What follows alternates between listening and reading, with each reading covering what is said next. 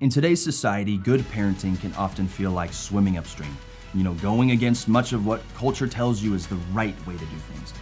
In Meck's latest series, Courageous Parenting, you'll discover how to effectively parent the next generation by looking at best practices that come straight from the Bible and how to have the courage to do it in today's culture. Whether you hope to be a parent one day, or you're in the throes of parenting, or even if you're looking back on your parenting years, this series will be one you don't want to miss. Hey, I'm Jonathan, and we're continuing our series, Courageous Parenting, with a look at parenting in the elementary years. And when I was first asked to speak on this topic, I'm not gonna lie, I was really confused because I'm just trying to figure out this whole parenting thing. I have 4 kids, but my oldest is 6, so I'm literally at the very beginning of this journey. But then our senior pastor, who's actually my dad, convinced me by reminding me that, I do pastor kids in elementary school. I mean, I work with families and kids in this age, and I do get parents coming for help. And what's interesting is that I never really tell them what to do. Like they know. What they really need is the courage and the affirmation to do what they already know is right. So that's what today is. I'm not gonna tell you how to parent. I'm not qualified for that. I'm also not here to make you feel guilty about your parenting. That's for social media to do. You know what I'm talking about, right? By the way, the people who post like those picture perfect lunches or crafts that they do for their kids, as if it's like so easy and so achievable. I mean, they make me feel like awful about some of my parenting choices. But then I saw one video that, I'm not gonna lie, it made me feel better. Check it out. Some lunch for my kids. Today I'm adding some rice, and I covered pork in panko and I fried it up. I'm slicing it and then adding it to the bento box. I'm going to add some katsu sauce on top. Katsu sauce is kind of like barbecue sauce, but sweeter and has a little bit of a pineapple flavor. I added some edamame, and now I'm cutting the cucumbers into flower shapes. I'm making the lunch theme green since it's St. Patrick's Day, so I'm using whatever I had on hand that's green. I'm going to be making some guacamole. I added avocado, garlic, tomatoes, onions, cilantro, and a little bit of lime. And then I'm going to blend it up, add a little bit of garlic salt and pepper. I'm going to add the guacamole in and add some tortillas that I fried up for chips. And for the note, I'm writing Happy St. Patrick's Day. I'm so glad to be spending more time with you. I love you. I hope everyone is staying safe. Bye. Okay, the White Claw moment got me there at the end. But let's just say even if you did achieve social media perfection with creative, healthy meals, at the end of the day, we realize that we're dealing with kids, right? Like this mom discovered.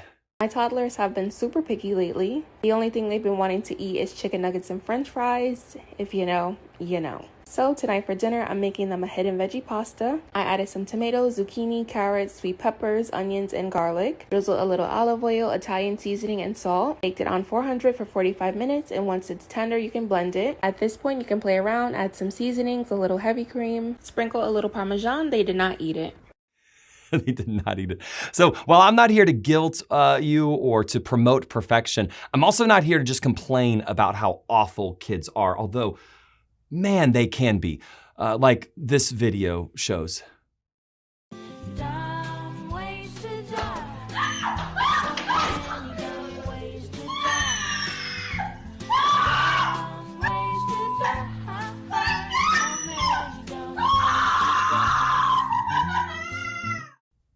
Okay, it's just like terrible. Kids can be awful sometimes, but today is about something radically different. I don't wanna survive my parenting journey through the elementary years. I wanna thrive. Like, I wanna build something. So if you will, let me just talk openly and honestly about what I'm trying to do as I begin this stage of my parenting journey, starting with what most parents who have been my mentors have done. And that starts with creating a parenting vision. In other words, they say, have a vision of the family and the child that you are trying to build, and then parent with that end in mind. And this is actually found in the Bible too. In the wisdom book of Proverbs, it says, direct your children onto the right path, and when they're older, they will not leave it. So step 1 is define the path that you're directing your children onto. Like what's your end goal? Is it survival? Is it worldly success? Is it their mental health and wellness? And I don't know if you've ever thought about this, like really sat down and just asked, what do I want for my kids and my family? My wife and I, we took the class Setting Sail here at Meck, and in it, you get challenged to think about your vision, our vision for our kids and our family. And I just want to share ours for what it's worth.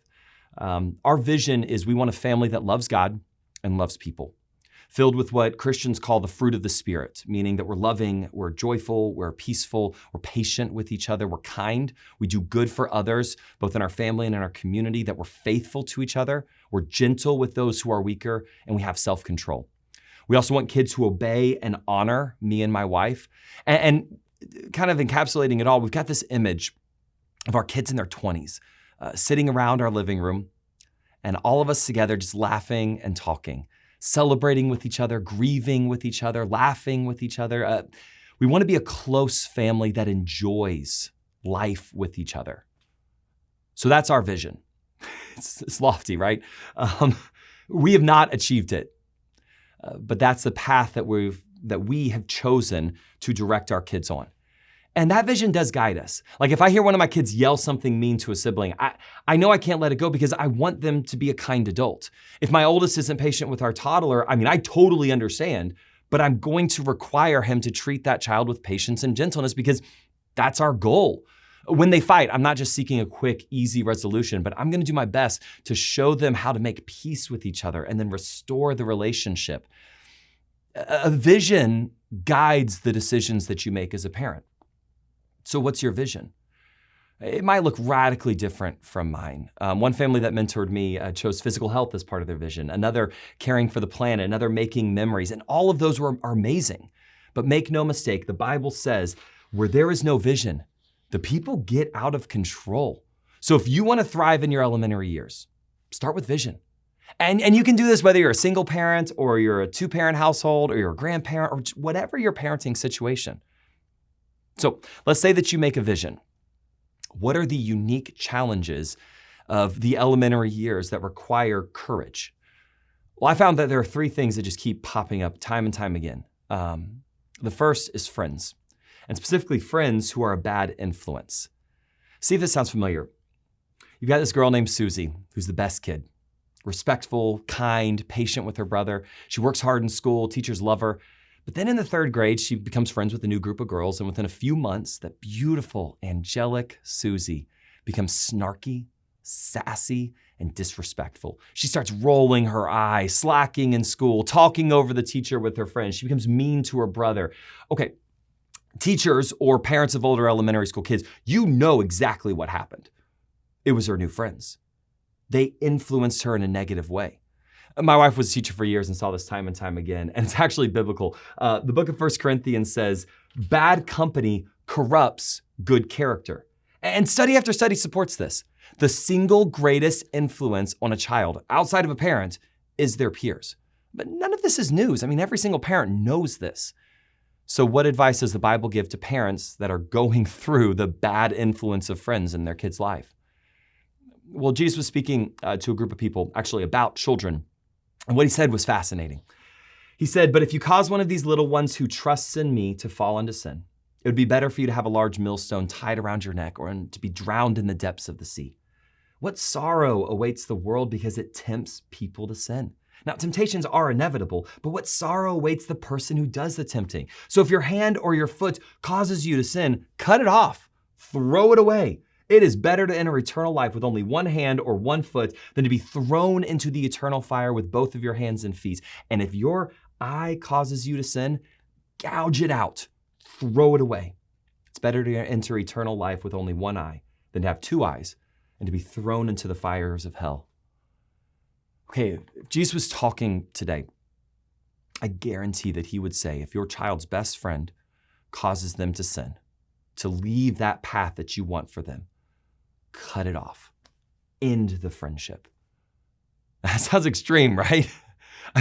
Parents picking their kids' friends, it almost feels just icky to even say that out loud. Oh, I'm going to decide who your friends are, and I'm going to break up friendships that I don't like. But I want to reiterate something that we went in depth with in last week's message. You are your child's parent. Not me, not their friends. You. which means that you're allowed to be in charge of your child, even in charge of their friendships. A truth of parenting is that you are mature, your child is immature. I mean, you wouldn't let them pick out the meal that you eat every single day. Otherwise, you'd be eating like pizza, hot dogs, and mac and cheese for every single meal and ice cream for dessert, and you would die an early death, right? So why would you let an immature person choose the single greatest influence over their life? Like that should be like the number one area that they need your wisdom and guidance, and even your authority. So the first area of parenting that needs courage in the elementary years is the courage to choose their friends. I remember that there were some kids on our street growing up that for some reason we were never allowed to play with. None of us understood why. So when we were outside and they would come over wanting to play, the answer was always a no from my dad. I didn't get it. And it just made things awkward with their family too. I mean, we lived right next door to them, but now I get it. They were not a good influence. I honestly did not understand it as a kid. But today I am so thankful that my dad said no. You can do that, by the way. Now this gets really tricky with school though. Like, what do you do if your kid becomes friends with someone in their class? I mean, you can't stop that. You're not there. You're not in charge of their classroom. Or can you? I remember a few years back, I was talking to the parent of a boy, and in the 3rd grade, he started hanging with the wrong crowd. It got really bad. He started getting moody and angry and snarky. He started talking about sexual things, and he even grew violent and it was just a mess. And his mom realized that it was this new friend who brought out the worst in him and was exposing him to things that she did not want in his life. And she knew that friendship needed to end. So she began saying no to any time that they wanted to get together outside of school. And then she told her son, look, this friend is a bad influence. Like, you need to stop spending time with him. He didn't. Things kept getting worse. And so she went to the teacher and she asked, okay, can you please just separate them in class and at lunch? And the teacher refused. She went to the principal to move her son to a different class. He refused. Now, at this point, most parents would have given up, right? Not her. I love what she told me. She said, I was left with only one option. She changed his school. She switched him to a hybrid model school that was part school, part homeschool, so that she could remove him from that friendship and also have more time with him to correct the bad habits that he had formed. Talk about gouging out an eye. I mean, that was drastic, but it worked. Now, it cost her dearly. Financially, it was hard. I mean, she gave up so much for her son. But hearing her talk about it a year later, she said, it was the best decision I ever made. Would you have the courage to do that? Now, I'm not saying to switch schools every single time your child gets a bad friend, no, but do something. My gosh, start small, but if that doesn't work, escalate until the gouging happens and you save your child. Okay, the second thing that wars against your vision for parenting in the elementary years is technology, and specifically screens and all things social media. And here we go again, right? Another person guilt-tripping you for allowing your child to have a smartphone. I mean, okay, what if instead of saying no to everything technologically, can't we just see that the world has changed? That like smartphones and video games and social media, they're just part of our lives. Can't we accept that? And instead of just saying, oh, no to all things technologically, just teach kids how to use these devices appropriately? Yeah, I completely agree. Parents often ask me when they should get their kids a phone, and my answer is always the same. Get your kid any device that can connect to the internet when you feel like you're able to protect them and train them on how to use it. That's it. No shame, no judgment at any age. You see, the internet's like a city. I would never drop my 6-year-old son in the middle of uptown Charlotte and then leave him as I go to work for hours. I wouldn't let my daughter explore uptown at night with no supervision. That would be stupid, especially in elementary school. But uptown Charlotte itself is not bad or dangerous for kids to visit with proper supervision. Okay, the internet is not bad or dangerous for kids with proper supervision. The problem is that we know the dangers in the center city for a kid, right? I mean, things like kidnapping and racing cars and then the overpriced food at food trucks and all of that stuff. But what are the dangers of the internet? I could spend hours talking about this. And in fact, I actually have. I study media and technology extensively. I'm not gonna lie, it's a huge passion of mine. I actually developed a class called FaceTime that we offer here for free. And it's available on demand, and it has everything that I feel like parents should know about technology and gives practical ways to guide and train and protect kids to engage with technology in a safe way. But for those of you who have not taken it, let me give you a quick overview of the 7 dangers of technology that face your kids. And keep in mind, this is a quick overview. I do not have enough time to get into all the layers and the nuances of each of these. The first danger is information without wisdom or truth. This involves the inundation of everything from TikTok finance advice to conspiracy theories to misinformation. Kids are going to James Charles to learn makeup, Ninja to learn how to play a video game, Lil Michaela to learn what clothes they should wear for fashion. A girl on her first period is going to YouTube instead of her mom for what to do. Now, the question that you need to ask is, do you want the internet shaping every major thing your child experiences and believes? And then the really dark side of this is that there are terrorist groups like ISIS or white supremacist groups that are recruiting members on YouTube, specifically targeting kids in videos because kids lack the wisdom to determine what information is good or true. A second danger is emotional desensitization. Technology creates this disconnect between our digital actions and the real world consequences of those actions. A great example of this is in this video that I saw that just made me laugh.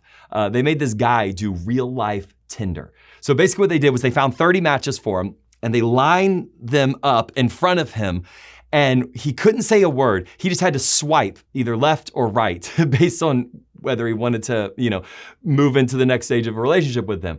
It was so awkward to watch as he was just judging these people solely by their looks. And at the end, what he said really stuck out to me. He said, I've done this hundreds of times on my phone, but doing it in real life was weird. Kids are doing hundreds of things on their devices that in real life are weird, dangerous, or just flat out wrong. From cyberbullying to self-harm challenges, to sharing deep secrets with complete strangers, to spending gobs of money on loot bins and video games. The list goes on and on. Okay, danger number 3, the pressure to share publicly what should remain private. This is best illustrated by sexting. Half of teens say they frequently feel pressured to ask for nudes or to send them. And many, especially boys, feel this deep pressure to request a nude from their girlfriend. And boys as young as 5, by the way, have been indicted for spreading child pornography and sex. But that's not all that kids are pressured to share. From phone numbers to email addresses, to their address, to their school, to their likes, their dislikes, their favorite locations, their current location, their favorite restaurants. Plus, you'll find that sexual content and sensationalism get the most views on social media, and kids are aware that sharing deep, shocking secrets or your body will lead to success on social media. And then if you're thinking, okay, yeah, but my kids are into video games and they're not allowed to have a phone, so I don't have to worry about social media. Think again. For 2 years in a row, Fortnite was named the social media side of the year for Gen Z. Fortnite. Roblox is social media. Minecraft is social media. Sexting is happening in Google Docs. All media is social. Okay, the next danger is eye minds. I stole that word from Mari Zwingli, a sociologist, but this danger has to do with what the screens themselves do. And Dr. Jean Twenge is probably the leading researcher right now on this. And she's really studied the rise in mental health problems since 2010.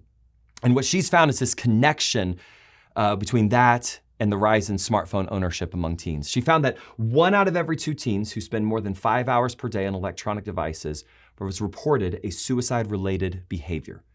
And that number dropped significantly in those who spent less than 2 hours a day on devices. I mean, let that sink in. And she said, what we found is that this is because screens are disrupting sleep, disconnecting kids from quality family time, and also replacing time outside, the very 3 things that are uniquely proven to improve mental health. And here's how she summarized her results. She said, teens who spend more time on devices are more likely to be unhappy and experience a suicide-related behavior. On the other hand, those who focus more on non-screen activities like sports or exercise, going outside, talking to their friends and family face-to-face, doing homework, going to church, they are more likely to be happy. But now for the bad news. The average 8 to 12-year-old spends between 4 and 6 hours on screens per day. Well, the next danger is content that destroys their self-image and their self-worth. It is so hard to separate, even as an adult, much less a child, how others feel about us from how we feel about ourselves. And never before have kids had such a ready access to numbers quantifying their status. I mean, think about it. A 5th grade girl posts and gets an immediate number telling her exactly how liked she is. And that's just what we post. Now imagine that I'm home scrolling through social media. I mean, what do I see? Perfection. Curated lives that look amazing and remind me about all the ways that mine isn't. It's no wonder that when you use social media for longer than 3 hours a day, you are 40% more likely to be depressed. And that doesn't even take into account bullying. 60% of kids have been bullied, and a full third live in fear of it. Now, you might think, okay, yeah, but kids bully each other. What else is new? I mean, I was bullied as a kid. Well, it used to be that bullying happened in set places, the schoolyard, the soccer field, but that kids had a safe place, like their home, to escape to. But now bullying happens to you on a device that goes wherever you go, which means there are no safe places for kids anymore. The 6th danger is unsupervised relationships. There's a series of stats that just messed with me. It was from a survey of minors in 2020 by Thorne, and it found that half of minors, had gone through a potentially harmful online experience with a stranger online. 2 out of 5 minors had been contacted by a stranger in a way that made them feel uncomfortable. And 1 out of every 3 minors had engaged in online sexual interactions with someone they had never met in person. And 89% of predatory relationships with children begin online, frequently in gaming chat rooms. The final danger is probably the one that scares me the most, so let that sink in. It's viewing inappropriate content, and specifically pornography. It's everywhere. Instagram, Facebook, Pinterest. Yeah, Pinterest has porn. Google Docs is a porn hub with nudes being shared by students, usually in a bullying manner, actually, because Google Docs is one of the few programs allowed on school devices. Porn distributors are putting links to child porn, often violent, in the comment sections of kids' YouTube videos like Vlad and Nikki or Cocomelon. Roblox has porn. There was a 6-year-old's mother who found her daughter exploring a room in Roblox that turned out to be a sex room. I don't think I need to convince you the dangers of letting a pre-puberty child experience a dark, sadistic, and frankly addicting world of pornography. And if you do study the brain science behind porn, you do quickly see that it is both highly addictive and highly damaging to the brain, particularly the adolescent brain. A phenomenal book that I recommend every parent read with their son in particular is a book called Wired for Intimacy: How Porn Hijacks the Male Brain. We actually sell it in the grounds. But before you dismiss all of this and say, yeah, that's not my kid though, they're too young, think again. The average age of exposure to pornography is officially 11, but that stat is skewed by the way the study was conducted, and most actually think it's closer to 8. I was in a group of 6th grade boys here at Meck recently, and I just asked them point blank if they had seen any pornography. 13 of the 15 had, and many had started looking at it in 3rd grade. These were good kids. I then asked if their parents knew, and none of their parents knew. Okay. Does all this seem just overwhelming? I get it. In my class, I go over all of these dangers in much greater detail and give conversation guides as well as just some common sense rules to help protect and to gouge out the dangers of our technological world. In fact, I just want to share with you just 6 of the common sense rules that I share in the class, places that you could start. The first is installing accountability software on all devices in your home. Not just the devices that your kids use, but also just all of them. It's a type of program that monitors the device. I'm gonna talk about them more in my class, but I usually suggest Covenant Eyes for boys and Accountable to You for girls. Covenant Eyes analyzes screenshots from your phone or your device, and it sends updates to the partner, the accountability partner, usually the parent, with a focus on pornography. Accountable to You analyzes key logging, which is everything text, anything that's typed or whatever, and then it sends you anything that you want flagged to you. So for example, you can know if somebody is sending your daughter a text soliciting a nude from her. And one quick note, accountability software, and this normally surprises parents, it doesn't work on Apple devices. Now, I know what I just said made some of you think, oh, okay, well, can't do that then. Fair enough. But I don't know any other alternative. Website blocking software, it's ineffective. They work anywhere from 5 to 50% of blocking adult sites.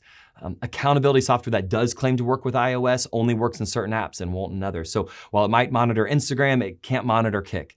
So what you really have to decide though is, do I care more about my kids using an Apple product over an Android product, or being able to protect them and guide them through the world of the internet? Next rule, no screen time after 9 p.m. The idea is to protect their sleep, plus nothing good happens late at night at all. Number 3, no devices in private spaces, which means no tablets or phones in rooms or bathrooms. Number 4, no headphones. Particularly with younger kids, you don't just want to be able to see what they're watching, you need to be able to hear what they're hearing.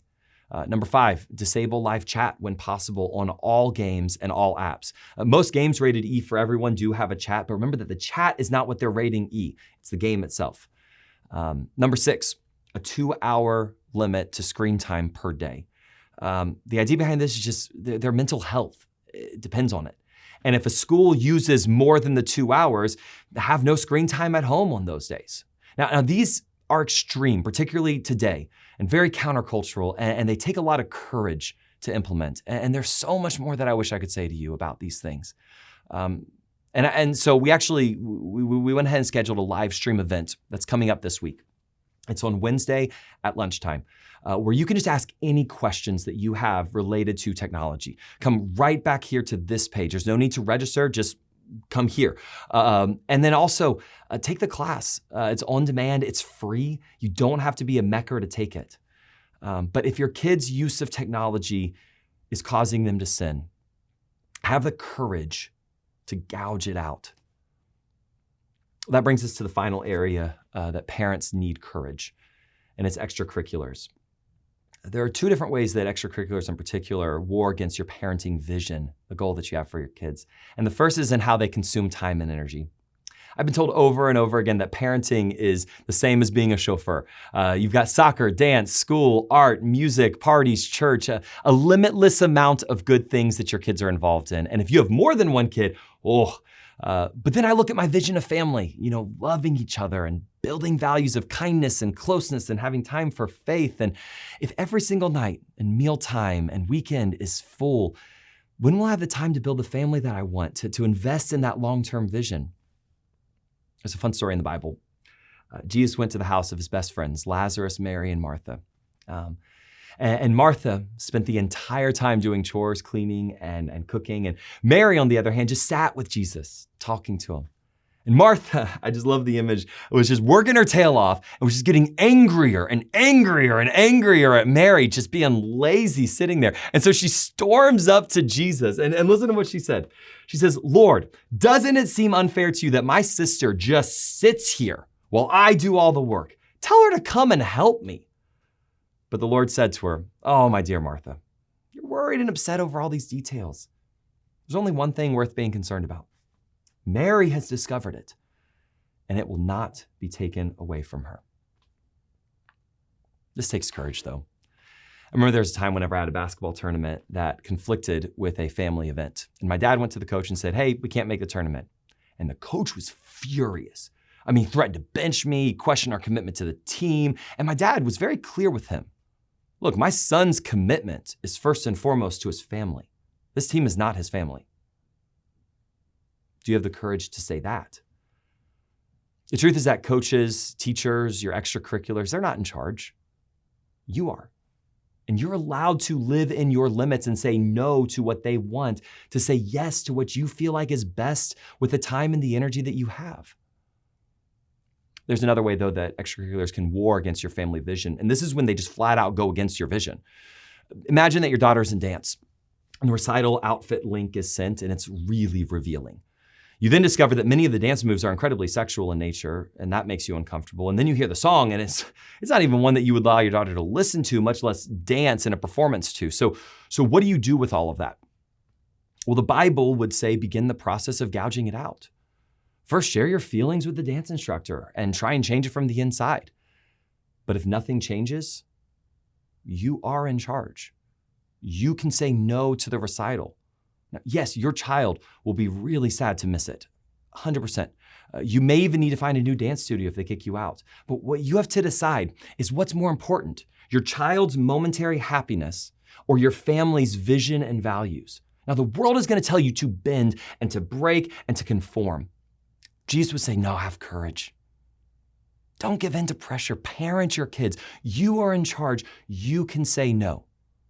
Make a vision for your family and have the courage to protect that vision from friends, technology, and extracurriculars. Have courage to do what you know is best. Let me pray. God, I pray that you would give each one of these parents the courage to do what they know is best for their kids. Amen.